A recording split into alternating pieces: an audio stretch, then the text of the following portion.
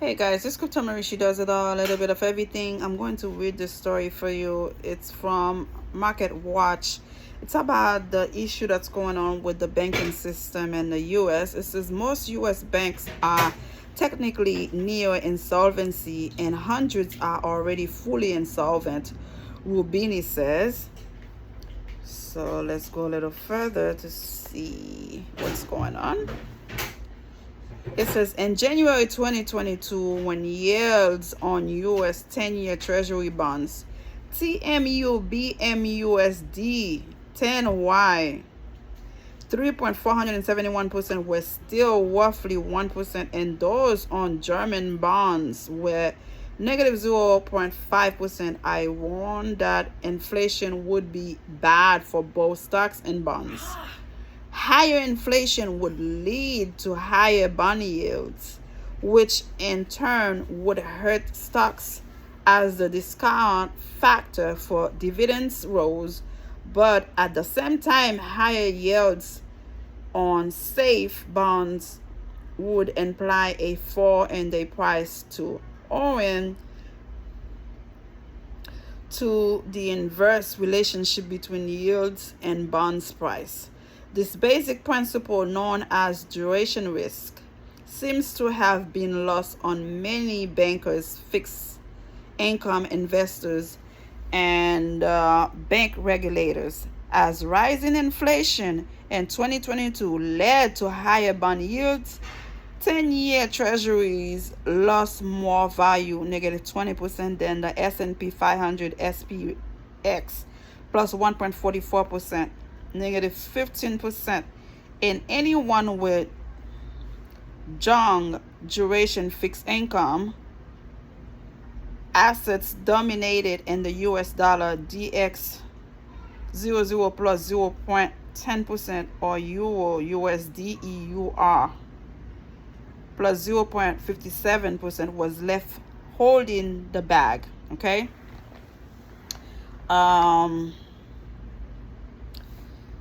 The consequences for these investors have been severe.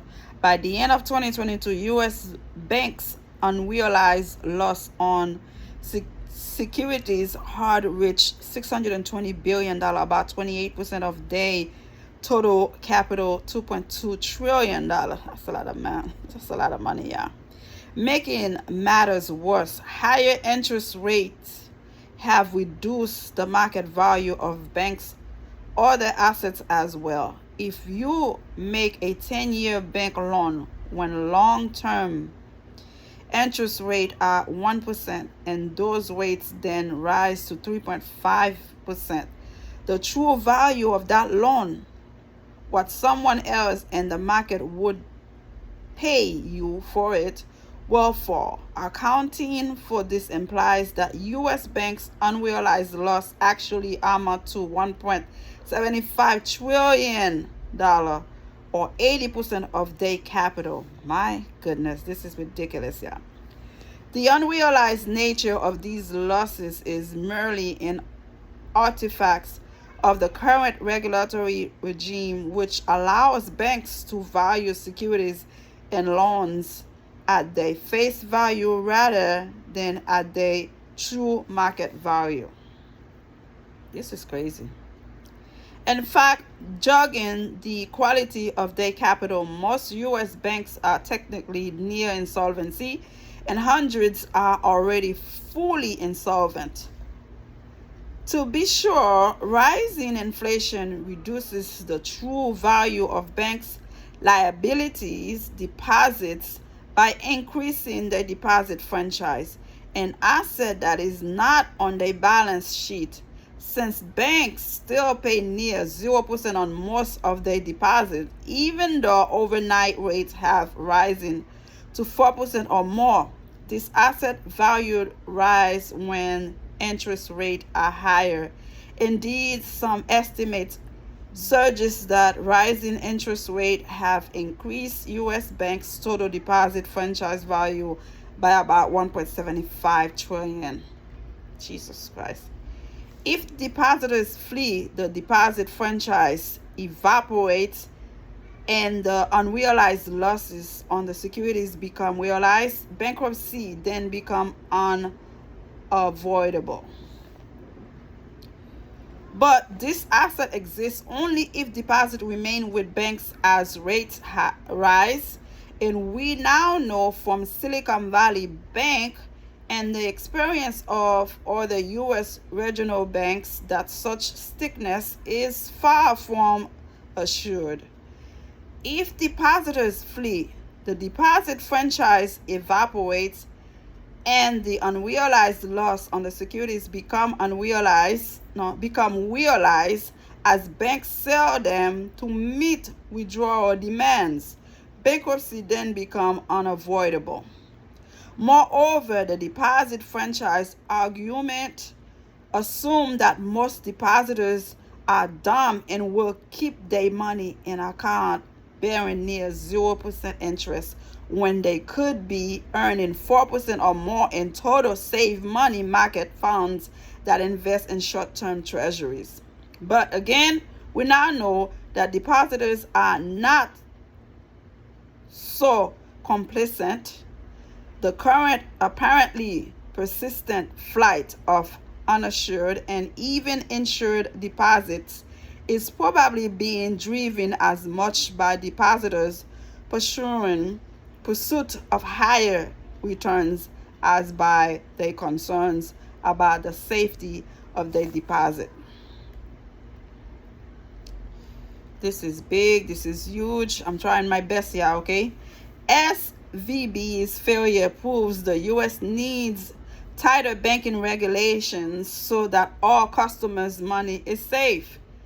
But they worry about us trading crypto when they cannot control the banking system that putting everybody's money at risk. That is ridiculous. In short, after being a non-factor for the past 15 years, ever since policy and short-term interest rates fell to near zero following the 2008 global financial crisis, the interest rate sensitivity of deposits has returned to the fore. Banks assume a highly foreseeable duration risk because they wanted to fatten their net interest margins. They seize on the fact that while capital charges on government bond and mortgage-backed securities were zero, the losses on such assets did not have to be market to market. To add insult to injury, regulators did not even subject banks to stress tests to see how they would fare in a scenario of sharply rising interest rate. Did a crypto connection seal the fates of Silicon Valley Signature and Silvergate banks? I don't know why they want to blame all this mess on crypto. The economy is falling into a debt trap. Now this house of cards is collapsing. The credit crunch caused by today's banking stress will create a harder landing for the U.S. economy, owing to the key role that regional banks play in financial small and medium-sized enterprises and households.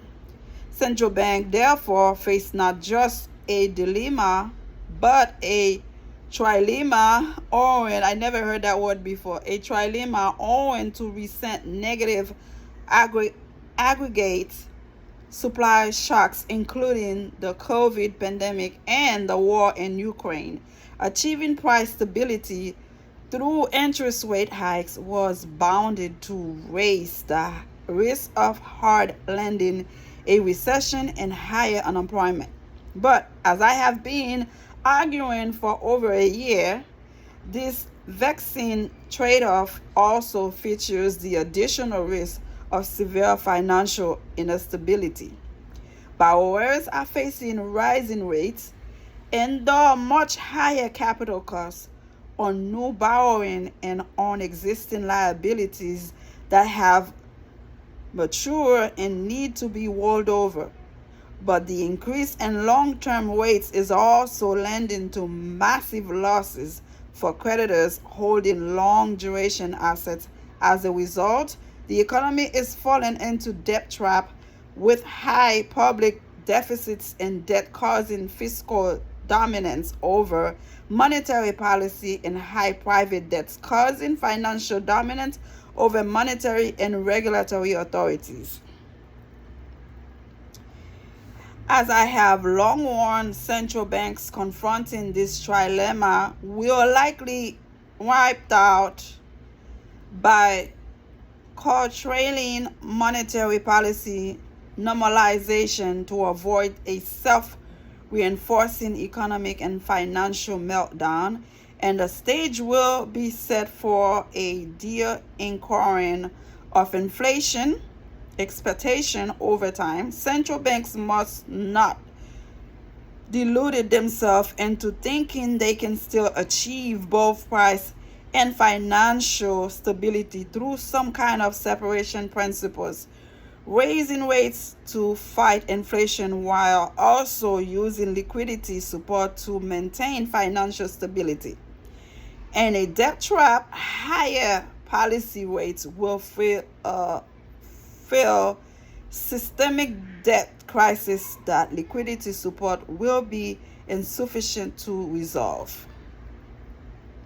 Central banks are also must not assume that the coming credit crunch will kill inflation by reining